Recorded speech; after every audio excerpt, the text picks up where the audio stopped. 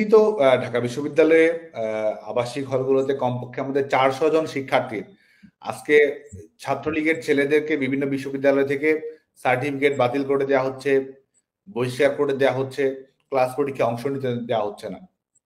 16 থেকে 17 জুলাই ঢাকা বিশ্ববিদ্যালয়ে 400 জন শিক্ষার্থী, যারা সবাই হয়তো ছাত্রলীগের সঙ্গে সম্পৃক্ত নয়, কারণ একটি আবাসিক হলের একটি রুমে নানা ধরনের শিক্ষার্থী থাকে। কেউ ছাত্রলীগ করে, অন্যজন হয়তো রাজনীতির সঙ্গে সম্পৃক্ত নয়, কেউ হয়তো সামাজিক সাংস্কৃতিক সংগঠন করে, কেউ হয়তো নিজের লেখাপড়া নিয়েই শুধুমাত্র ক্যাম্পাস জীবন অতিবাহিত করছে। সেখানে 400-র মতো রুম ঢাকা বিশ্ববিদ্যালয়ের আবাসিক হলগুলোতে ছাত্রলীগের ছেলে মেয়েদের যারা হয়তো সেখানে ছিল বা তাদের বন্ধু বান্ধবেরা ছিল, সেই রুমগুলোতে কিন্তু আক্রমণ চালানো হয়েছে, ভাঙচুর করা হয়েছে, সার্টিফিকেট পুড়িয়ে দেওয়া হয়েছে, মোটরসাইকেল পুড়িয়ে দেওয়া হয়েছে। এবং 17 তারিখ সকালে ইডেন কলেজ, বদরুন্নেসা কলেজ এবং government college of applied human science, সেখানেও সহিংসতা এড়ানোর যে সিদ্ধান্ত দেওয়া হয়েছিল সেটির সুযোগ গ্রহণ করে আমাদের মেয়েদের উপর কি ধরনের নারকীয় বর্বরতা চাপিয়ে দেওয়া হয়েছে, এটি তো বাংলাদেশের মানুষের সামনে দৃশ্যমান হয়েছে।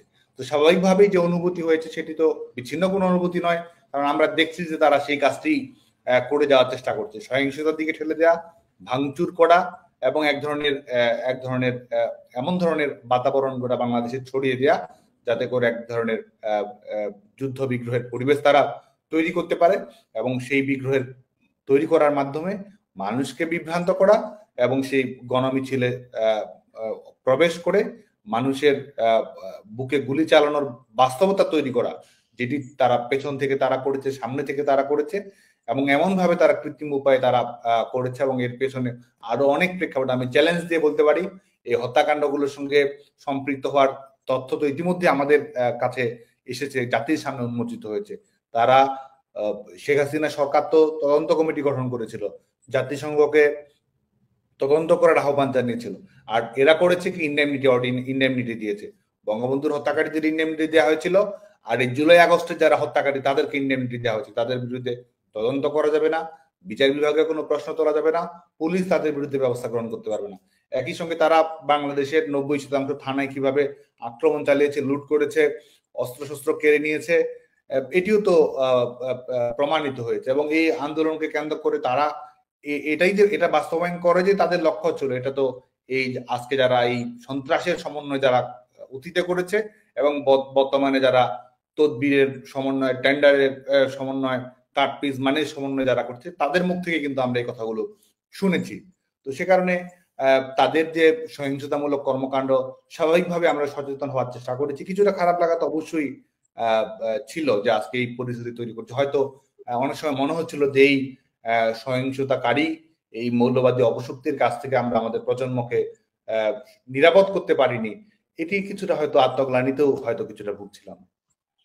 একমাত্র ঘোষিত লক্ষ্য সেটি হচ্ছে যে আমরা এই দখলদার বাহিনীর হাত থেকে বাংলাদেশের জনগণকে মুক্ত করব। বাংলাদেশের জনগণ যেন গণতান্ত্রিক মুক্তি লাভ করে, বাংলাদেশের জনগণের জীবনে যেন স্বস্তি নিরাপত্তা ফিরে পায়, এবং আমরা এই রিসেট বাটন দুমড়ে মুছে দিয়ে রিস্টোর 71, রিস্টোর ডেমোক্রেসি যেন আমরা করতে পারি, সেটি হচ্ছে যে আমাদের মূল লক্ষ্য। এবং সেই লক্ষ্যেই আমরা কাজ করার চেষ্টা করছি। এবং সত্যি কথা হচ্ছে বাংলাদেশ ছাত্রলীগের তৃণমূলের নেতাকর্মী যারা রয়েছেন, বাংলাদেশ আওয়ামী লীগের তৃণমূলের নেতাকর্মী যারা রয়েছেন, তারা কিন্তু 5 আগস্টের পর থেকেই ঘুরে দাঁড়ানোর চেষ্টা করে গেছেন, সংগঠিত হওয়ার চেষ্টা করেছেন, প্রতিবাদ করার চেষ্টা করেছেন।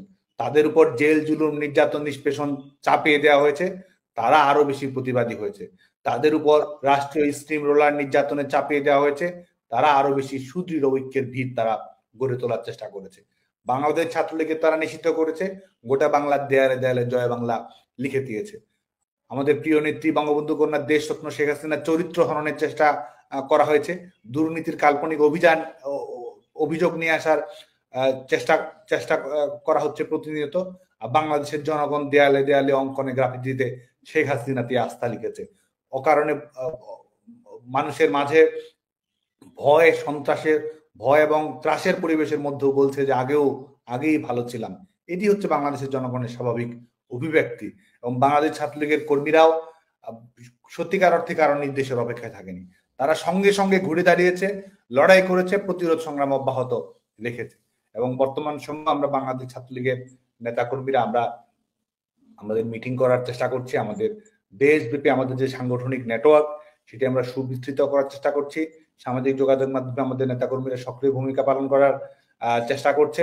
একই সঙ্গে আমরা যেন সংগঠিত হয়ে আগামী দিনের আন্দোলন সংগ্রামে অবতীর্ণ হতে পারি, আরো সাহসিকতার সঙ্গে, আরো কৌশলের সঙ্গে, আরো সৃজনশীলতার সঙ্গে শান্তিপূর্ণ আন্দোলনের কর্মসূচি বাস্তবায়ন করেই এবং একই সঙ্গে প্রতিরোধের মাধ্যমেই যেন আমরা এদের চূড়ান্ত বিদায় নিশ্চিত করতে পারি, সেই লক্ষ্যে আমরা সংগঠিত হওয়ার জন্য চেষ্টা করছি।